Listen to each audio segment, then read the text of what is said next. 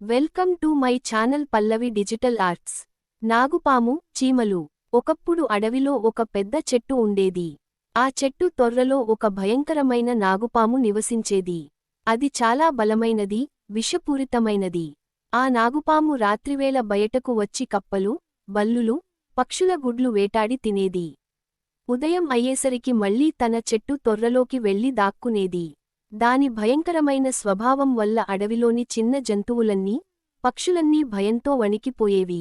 నాగుపాము వస్తుందేమో అని భయపడి రాత్రిళ్లు నిద్రపోవడం కూడా కష్టమయ్యేది. కాలక్రమంలో నాగుపాము మరింత పెద్దదిగా పెరిగింది.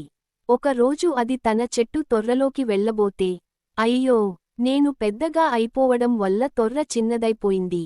ఆ తొర్రలోకి ఇక తను సరిపోవడం లేదు. నాకు కొత్త ఇల్లు కావాలి అని అనుకుంది నాగుపాము. అడవిలో తిరుగుతూ తిరుగుతూ అది ఒక పెద్ద మర్రిచెట్టు దగ్గరకు వచ్చింది. ఆ చెట్టులో ఒక పెద్ద తొర్ర కనిపించింది. ఇదే నాకు సరైన ఇల్లు అని ఆనందించింది నాగుపాము. కాని ఆ మర్రిచెట్టు కింద ఒక చీమల పుట్ట ఉంది. అందులో వేలాది చీమలు కష్టపడి కలిసి కట్టిన ఇల్లు అది. నాగుపాము అక్కడ నిలబడి గట్టిగా అరచింది. నేను రాజు నాగుపాము. ఈ చెట్టులో నేను ఉండాలి. ఇక్కడినుంచి వెంటనే వెళ్ళిపోండి. దాని గర్జన విన్న పక్కనే ఉన్న జంతువులు, పక్షులు అన్నీ భయంతో వణికిపోయాయి. ఇక మనం బతకలేము అని అనుకున్నాయి. కాని చీమలు మాత్రం అసలు భయపడలేదు. వాటిలో ఒక చీమ ఇలా చెప్పింది, మనం ఈ ఇల్లు ఎంతో కష్టపడి నిర్మించాం. బలంగా ఉన్నారని ఎవరికైనా భయపడాల్సిన అవసరం లేదు. అంతే, వేలాది చీమలు ఒక్కసారిగా బయటకు వచ్చాయి. నాగుపాము చుట్టూ చేరి దాన్ని కుట్టడం మొదలుపెట్టాయి.